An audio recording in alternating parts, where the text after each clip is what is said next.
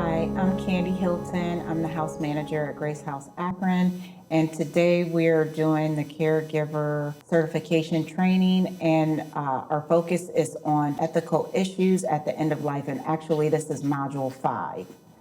So this is the last module for this year.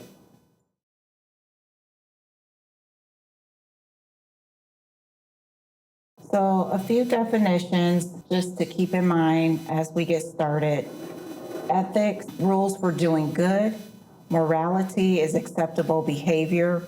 Principle, basic idea or way of thinking that can guide one to decide if a particular action is right or wrong. Non-maleficence, doing no harm. Beneficence, doing good, helping others. Autonomy, people are allowed to make their own decisions. And justice, respecting legal or moral rights of others, how health care is provided.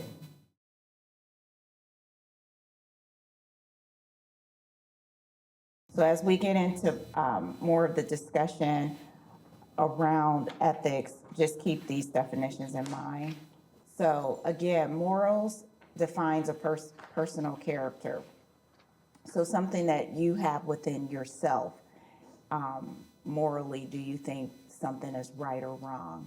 Ethics stress a social system in which those morals are applied. So are you applying what you think is right or wrong in different situations would include ethics? What do you think is acceptable? How society decides what is moral or immoral is kind of what we'll be discussing. Why is this important to caregivers? Care for those who cannot care for themselves. It makes it important because if they can't speak for themselves or take care of themselves, then we want to make sure that we're able to not only advocate but also do the right thing by them, making right decisions for them, and giving care in a right way to them. Provide most hands-on care because you're doing the day in, day out activities for these residents. Form close emotional attachments. You're the ones that are there all the time, so you do have emotional ties. It's hard not to when you're taking care of someone day in and day out. So it's important as a caregiver to know, am I doing right by this person or am I getting too emotionally attached? Being familiar with ethical principles, it strengthens you as in the care that you provide as a caregiver. So those are all reasons why it's important for us to discuss this. So principal, so this can be a head or director of a school, AKA headmaster. It could also be a total amount of money being borrowed or lent. But in our case, we're going to be discussing it based on a basic way of thinking, a rule that guides us in deciding if something is right or wrong, like a particular action. And this is just a fun little cartoon. We only have a few rules around here, but we really enforce them. So, funny. 10 Commandments. So there's 4 healthcare principles, and I'm going to try to say this again. Non-maleficence, do no harm, and protect from no harm. So we're working to not do any harm to anyone that we provide care for. Beneficence, doing good. Autonomy, a person is allowed to make their own decisions. And justice, respecting the rights of a person or distributing limited resources. So informed consent, a resident, they have all the needed information about a treatment. So if you think about being any one of you going to the hospital for any type of procedure or test, they will have you sign a consent saying that you consent, you understand what the procedure or test entails, and that you're on board with getting that treatment done or testing done. So they fully understand it and freely give the okay or consent to have it done. So what is an ethical dilemma? So even though they may provide consent to a procedure or a test, there could be those instances where a dilemma occurs, and that's a conflict between morals. So what's right, what's wrong? Often you don't really have the right answer. So it may occur when you morally believe an action should not be done. So there's this conflict. So you know that over here, this is the right thing to do, but then it may be a conflict with what your beliefs and your morals, your thoughts about the situation, so it kind of collides. When this occurs, it should not be handled alone. It should be reviewed and discussed by someone that's in the hospice interdisciplinary team. So they have the medical director, they have all the other disciplines like the nurses. I think social worker may have a representation. Dr. Jones, you want to give some feedback on that a little bit, just because you've done this? So what Candy is telling us is that there are times when a patient wants something or something has come up that's a conflict, and you feel like, okay, this would be right if I were doing it, and then the patient has a completely different idea. So we have to solve it in a way that respects the patient. You heard Candy talk about all those principles. This is something called principlism, which means there are 4 basic principles in an ethical dilemma, and we should consider these 4 principles when we're trying to resolve the dilemma. We try to balance the principles that are affected in the dilemma. Sometimes one or more will become the most important to consider over the others in solving the dilemma. The best way to do that is to talk with a colleague. When you feel uncomfortable, that's the time to talk with the team. You're going to find out that in talking with the team, the wisdom is there as to which way we should go forward. In such a solution, we want to satisfy your concerns, but we also want to honor the patient's autonomy, the thing they want to do. So if you're feeling discomfort, that's normal with these issues. Come talk with the team. So, and this goes along with what Dr. Jones just said. So what do you do if that ethical dilemma occurs? You want to first make sure you have all the information, especially, as he said, if it's something that the resident is having thoughts or feelings about a certain situation, like get all of that information using those ethical principles. And then we have to consider benefits and burdens, like what's going to be in the best benefit for that resident, and is it really going to cause them more harm than good, even though it may be something that we think would not be good. I was thinking this extra sleeping, that's, and that, what if she's like got a cigarette in her mouth and just passes out like that? I'm like, you could burn yourself. You from my point of view, I'm like, you're unsteady. You're not what you used to be Right. a few months ago. Right. And circumstances have changed, so maybe you might not want to do that behavior, even though you want to. Your mind tells you to. Right. And I think it's hard because it is kind of meeting her where she is. Because in her mind, I think she still wants to be very much independent. And it's hard for her. I think she's seeing it. Just like, internally when things are not right with you, I think she realizes that her body is changing and that she can't do a lot of the things that she used to. But her mind keeps telling her, I'm still going to do this. And there is a conflict there. And for us, it's hard because it's almost like a parent, like you can tell right off the rip, this is not going to be good. She might fall, she might hurt herself, but it's still meeting her because she's not yet to that point where she's fully accepted that this is what's going on.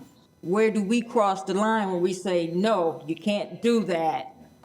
So I think in that situation, because that happened, Away from us. he was no longer a resident here, but when he was, I think our part is to continue to lay the rules out and say this is what, like Dr. Jones said, we don't want not only for him not to be harmed, but anyone else.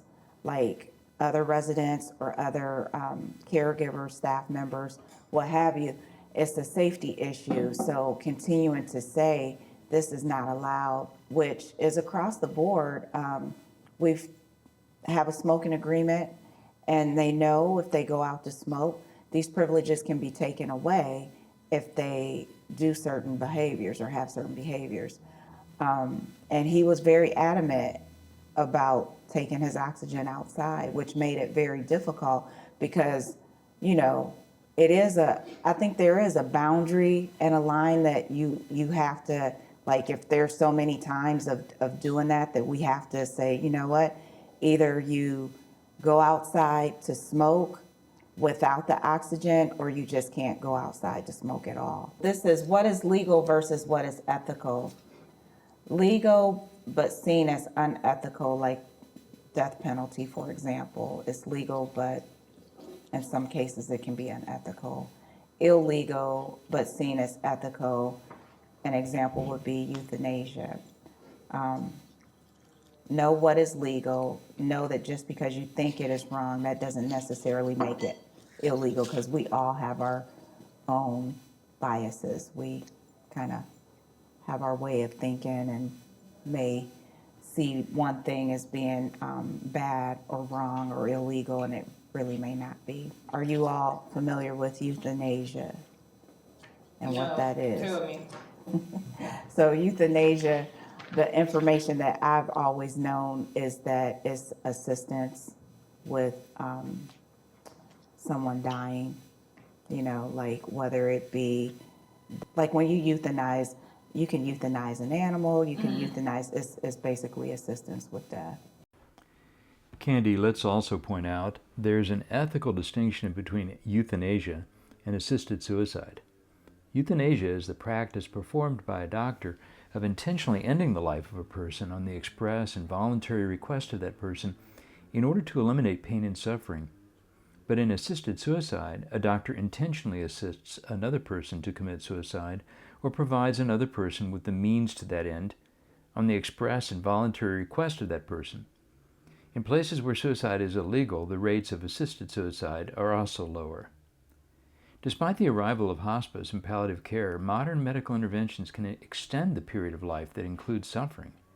This has caused interest in euthanasia and assisted suicide to remain high. While euthanasia is focused on relieving suffering, assisted suicide is focused on the right to commit suicide. Individuals more favorable toward euthanasia or assisted suicide are more affluent, more educated, more secularistic, and live in contexts where healthcare and liberal democracy function well. Currently, 13 countries and 10 U.S. states have legal forms of euthanasia or assisted suicide. These include Austria, Belgium, Germany, Italy, Luxembourg, the Netherlands, Spain, Switzerland, Canada, and the USA, including Oregon, Washington, Montana, Vermont, California, Colorado, and the District of Columbia, Hawaii, New Jersey, Maine, and New Mexico, and also Colombia, Australia, and New Zealand. Patients here will confuse these actions, both illegal in Ohio, with our hospice care. In hospice care, we are giving pain medication to provide comfort at the end of life. Our efforts are entirely focused on the relief of suffering and are not intended to shorten life.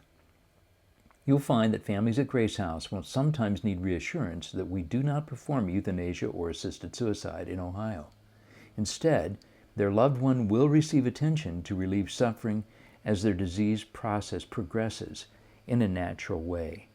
Agreed, because you do, even as African American, a lot of times that is something that is usually the first thing, even when hospice is presented, is, well, you're just going to kill them with morphine. You're just going to kill them with morphine. And it's like, no, as Dr. Jones said, the morphine is to help keep the pain and symptoms that they may have better managed so that they can have a better quality of life and have a peaceful death when that time comes. But it's not that it's used to hasten their death, to make it happen faster. But a lot of African Americans kind of have that in their mind. And I think Go to that. it's the misconceptions that I think Okay. surrounds hospice care and why they don't want to use hospice care, so. Yeah, yeah. So this little cartoon says, it doesn't matter that you never get caught. So we were just talking about this at, I think it was at church, is your integrity and knowing that your character is still showing that integrity when nobody else is looking. That's what it is. So you're still doing the right thing. You're still making right choices, even when no one else is looking. So common ethical issues at the end of life. Who makes these healthcare decisions? How much should we tell the patient about their illness? And should we withhold treatment that may save their life? So those are common questions that will present themselves, especially dealing with hospice and hospice care. A lot of times, that's the biggest one that I know is if there's a situation where a person may be on like the ventilator, that's having like life support to keep them alive, help keep them alive, breathe for them, and family members, especially African Americans, will sometimes not want to, they think letting go or turning that machine off, stopping it, would cause the person to die right away. So they think we're not doing that because we're not hastening death. We're not going to do withholding any type of treatment like that. I have a question. And it's a religious question. Okay, when a person is ill and they're pronounced terminal, and then you hear these religious people, they're praying and all that stuff, and then they say, well, you know what? God is going to heal that person. How do you address that issue at the hospice level when you know they only have a few months to live? Well, personally, I just believe God can heal in many ways.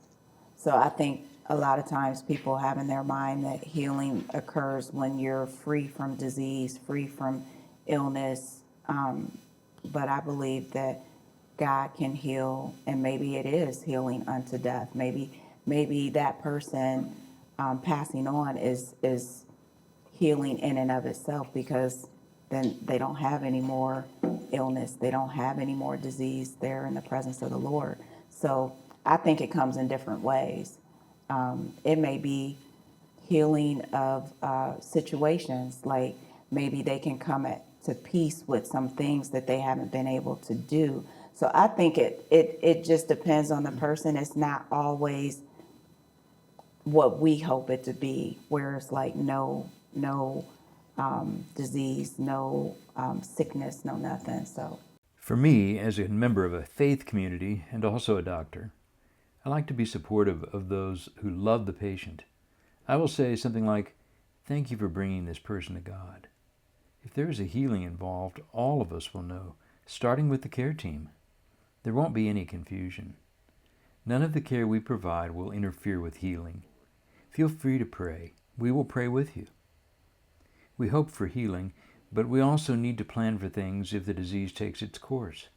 In this way, you allow for the possibility of healing while also honoring the role of caregivers. We remain here to relieve the suffering of your loved one, and that's a God thing too. Does that work for you? Yes, it does. in fact, one of the chaplains that I used to work with at Hospice Asuma, he used to always say, just kind of what you said, Dr. Jones, about if God is above all things, and if he can heal when somebody's in the hospital, he can heal when they're on hospice. So if the healing in that way is to occur, then it'll happen. So some trendsetters with some cases that are very popular. And I remember the Terry Schiavo case because that was really more like what, in the 90s, 2000s.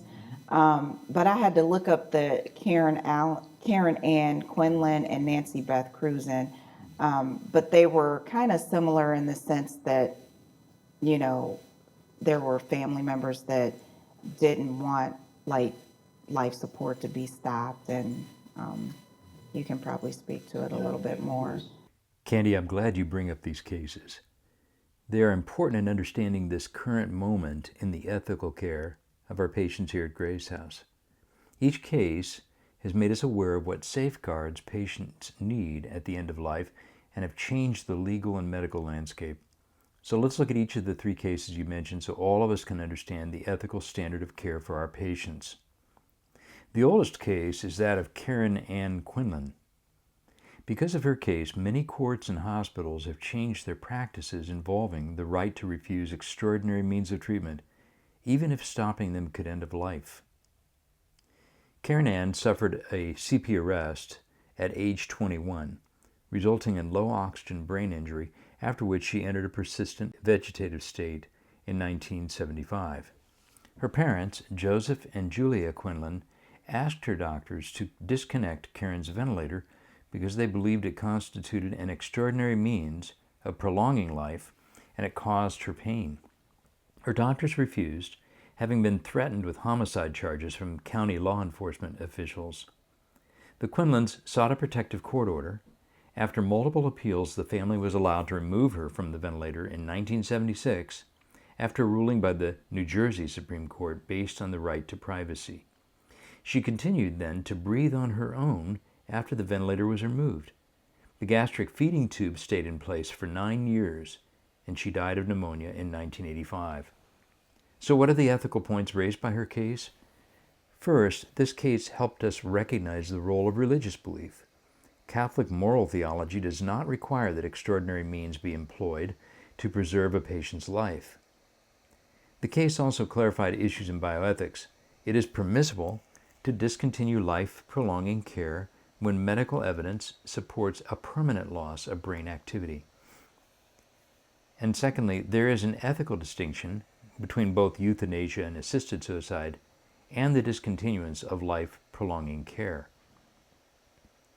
Finally, legal guardianship is needed to make end-of-life decisions when patients do not have capacity to do so.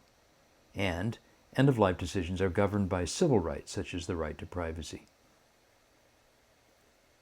The second landmark case you mention is that of Terri Schiavo. Her case revolves around a dispute between family members and her legal guardian over her wishes when there is no documented record detailing them. In February 1990, Terri Schiavo, aged 26, went into a cardiac arrest, was resuscitated, but had severe brain damage. She entered an irreversible persistent vegetative state. Her husband argued that Terri would not have wanted prolonged artificial life support. In 1998, he requested to remove her feeding tube. This was denied because of possible secondary motives regarding inheritance. Terri Schiavo's parents, Robert and Mary Schindler, disputed her husband's assertions and challenged Schiavo's medical diagnosis, favoring continued nutrition and hydration. The lack of a living will led to a court trial. Legal challenges rose to the state and finally federal levels. This caused a 7-year 1998 to 2005 delay before her feeding tube was ultimately removed on March 18, 2005. She died 13 days later on March 31, 2005. The case spurred highly visible activism from the U.S. anti-abortion movement, from the Right to Die movement, and from disability rights groups. So what ethical and legal issues, Candy, were raised by the Schiavo case? The Schiavo case demonstrated all the bad things that can happen regarding the patient's care when there is no legally identifiable record of the patient's wishes regarding debilitating illness or end of life. Finally, Candy, you mentioned our need to know about the Nancy Cruzan case. This case raises important questions about the legal differences between refusal of treatment, suicide, assisted suicide, physician-assisted suicide, letting a patient die, and the state's responsibility in preventing these. In January of 1983, a 25-year-old woman lost control of her car near Carthage, Missouri. She was thrown from the vehicle and landed face down in water. There were no vital signs at the scene, but she was resuscitated. She was diagnosed with persistent vegetative state in 1983, and a feeding tube was placed after 3 weeks. Parents asked her doctors to remove her feeding tube, but the hospital refused without a court order. Her parents received the order.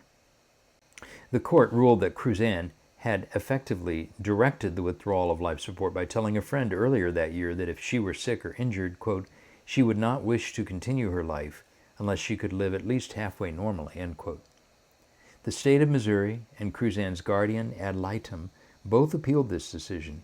It ruled that no one may refuse treatment for another person absent an adequate living will or the clear and convincing, inherently reliable evidence absent in this case. The Cruzans appealed this decision. The Supreme Court of the United States agreed to hear the case. The U.S. Supreme Court ruled that clear and convincing evidence of her wishes to die under such circumstances was needed.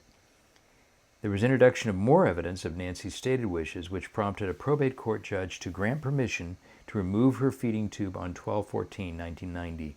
It was not contested by the state. Nancy died on 12/26/1990. So what is the importance of the Cruzan case to bioethics? This is the first right-to-die case heard by the Supreme Court of the United States. It was divisive for the court. The court ruled that competent individuals have the right to refuse medical treatment. Incompetent individuals have a higher standard of evidence to meet in certifying what the patient would want if they were able to make their own decisions. Justice Scalia argued that refusing medical treatment, if doing so would cause the patient's death, was equivalent to the right to commit suicide, which is not protected by the Constitution. So, in summary then, the precedents set by the Cruzan's case. First, it established that the right to die was not a right guaranteed by the Constitution. Next, it set out rules for what was required for a third party to refuse treatment on behalf of an incompetent person. It established that absent a living will or clear and convincing evidence of what the incompetent person would have wanted, the state's interests in preserving life outweigh the individual's rights to refuse treatment. And it left to states to determine their own right to die standards rather than creating a uniform national standard, and that resulted in 50 different standards. Moving a patient across state lines requires readdressing any advance directives. Candy, these cases help us understand how we arrived at the current place in terms of the ethics of medical care at the end of life. So, quick question. I've seen patients that maybe have had advance directives and made their healthcare requests known, like if anything went down like this, that I would not want to be kept alive by this, and this. But then there have been times where even though that was in place and still valid, that some family members come up against that and said, no, so I'm sure you probably run into that at times. And how do you handle that? So, great question, Candy. If the person who objects to the care plan is the power of attorney, well, this is not a legal issue. This is really about understanding their concerns and talking through it to reconcile them to the patient's wishes. Now, if the person who objects to the care plan is not the power of attorney, then this is a relational issue. I like to schedule the family member to come in and talk with the care team and see if we can work through their care issues. The goal here is to help people get on the same page so the patient is really supported. You are either working with a power of attorney to help them understand the issues and make a plan, or you're working with a family member who arrives from out of state, who's never been involved. Your first thought might be, oh my gosh, here they come. You're right. But this person who arrives is trying to catch up on years of care. This person may want lots of control and shows little acceptance of the care plan.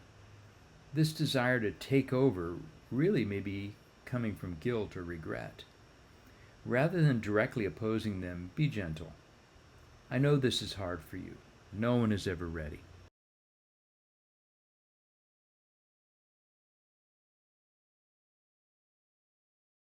Especially with hospice, getting involved with patients' care when they're in this turmoil or getting a terminal diagnosis. Feeding tubes and IV fluid are two of the big things that usually you hear about. Should they continue or should they be stopped? Kidney dialysis, I think, is another one as well that if you stop dialysis, you know, most times, within a few days of stopping it, you start to decline, and yeah. So it doesn't take real long when you're on that, because all the toxins kind of build up in your body. So the Patient Self-Determination Act helps set standards that people have the right to have their wishes honored even if they cannot speak for themselves, which I think goes back to the conversation that we just had with Dr. Jones, that it really is more about, and kind of guiding family members to see that it's more about their loved one that's in this position and less about whatever things they have unresolved or what their thoughts or feelings might be at that point regarding it. So, advanced directives. This is a process of discussions about future health states and treatment options, and this is done when the person at hand can participate in them. So usually this is something good to have done, even like way way before a situation presents itself that may be that you're terminally ill. Like, you and I can have this discussion. You can have this discussion with your physician now and say, this is what I would want done in the case that something like this would come up. Done throughout life, is updated when changes occur. So it would be the living will, which is a written form that states a person's wishes regarding treatments, such as, do you want tube feedings done if you couldn't eat? Do you want them to put a tube in your stomach so that you could get tube feedings? Do you want CPR done? Do you want dialysis? Do you want to be kept alive by a life support if it came down to that? So that is the document that would state what your wishes are regarding those types of things. DPOA, which is a durable power of attorney for healthcare, is a healthcare proxy or surrogate. So this would be a person that you would name to make those decisions if you were not able to about your health. So if that was somebody that you trusted, like your sibling or a close friend, it would be, that person would be who they would look to in the case of changes happening with your health and you not being able to make decisions for yourself. So decision making would be patient's goals. What's important to that person? Is it not to be in pain, to be able to be alert enough to talk to family and friends? Like, I've heard some hospice patients say, well, I know I'm in pain, but I don't want to be medicated so much so that I can't be awake enough to enjoy visits with my family and friends. So I think at that point, the doctors, nurses try to work to make sure that they're medicating them and have the medications on hand so that the pain is managed enough so it's not making them too drowsy. So they try to meet them in the middle, basically, so that there's some pain being relieved, but not so much so to the point where they're so drowsy. So to really honor that, even if it means being in some pain to attend an event or something. You know, some people have desires or wishes to attend special occasions, like someone getting married. So they'll do enough with the medication, but not so much where they're completely, you know, too out of it. And then you want to consider their patients, the patient's values, like what's important to them, and what they consider to be ways of living that is right to them. Their diagnosis, course, and prognosis are also things to consider when these decisions are being made. Other ethical end-of-life issues, there's confidentiality, withholding, withdrawing treatment, administering pain medications, providing artificial food and water, truth-telling, and assisted death. So these are things that, kind of topics that you would see when you're dealing with ethical issues at the end of life. Go ahead. What is artificial food? So What that would that be? that's like the tube feeding. Oh, okay. Yeah. They're not able to eat and drink, and then the water, basically like IV fluids and things Okay. that they may use, that they may use. So I have a couple clips. When I was going through this information, it reminded me of a movie that came out 20 years ago, and it's called Million Dollar Baby. Clint Eastwood is in it, and I think it was a tearjerker. yes, it is. So there were key points in that that made me think of these ethical issues, because when I watched that movie the first time, I was thinking, wow, I don't know, like, that seems so wrong to me. But then in her mind, it was so right. So I'm just gonna, I'm gonna show, the first clip is just to set it up.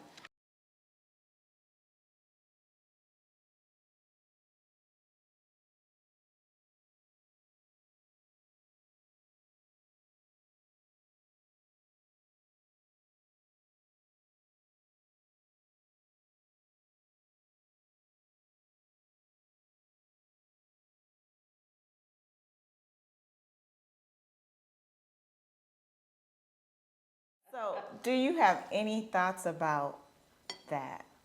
Because when I first saw that movie like that, it just, yeah, it kind of went through me a little bit. Like Stacia said, it was a tearjerker in and of itself, but I think it just, being in the medical field, like, put in my mind, like, is that something that I would consider right? And then when you think about your faith, like, on one hand, you understand that she was in this dilemma where she just was used to being able to walk, and not just walk, like fight. She was used to people, like, you know, giving her so many accolades, and she was in this great position, but then now she knows she's going to be cared for the rest of her life. And I don't know, it just, it put a lot of mixed feelings, and I think those are things that you deal with when you take care of patients or residents. Candy, what would actually happen now in a similar care situation is different than the one depicted in the film. The patient and family would have a conversation with the attending physician, palliative care, or hospice physician. In a competent adult patient who has received clear specialty opinion that her condition cannot improve medically, a decision would be made to withdraw life-sustaining care, using medication to reduce the possibility of suffering during the process of dying. If there is controversy between family and patient, the hospital or facility ethics committee would first sit down to listen to the patient and to work through to an ethical decision. This action is not euthanasia, but is ethically seen as removing artificial life support to allow the disease process to take its natural course. In the video clip, we witnessed an action taken in the absence of these conversations in sport. The desperate action taken by the coach would be construed as an assisted suicide, an illegal action in most states. This outcome depicted in the film represents a failure of medical care for this patient, followed by a vigilante action taken with serious legal consequences. Okay, and then the only other thing here is just, which we touched on it, at least speaking of African American culture, but there's many other cultures that, just considering those cultures and religions, and there may be different opinions about what they see as right or wrong, and taking those things into consideration, because again, we have our own internal morals and morality, and it may not be the same across the board. So considering those things, so summary, ethics gives guidance to what is right or wrong. Disagreements about what is moral can cause ethical dilemmas. Ethical dilemmas should be dealt with by the team. Caregivers are a part of the team, because like we said earlier, you're with the resident 9 times out of 10. You're with them more so than any other discipline. Ethics committee is available as a resource. Now, I don't know with Grace House, I think because each person has their own hospice that they're on service with. If it were something that was ethical, like it would go and be filtered through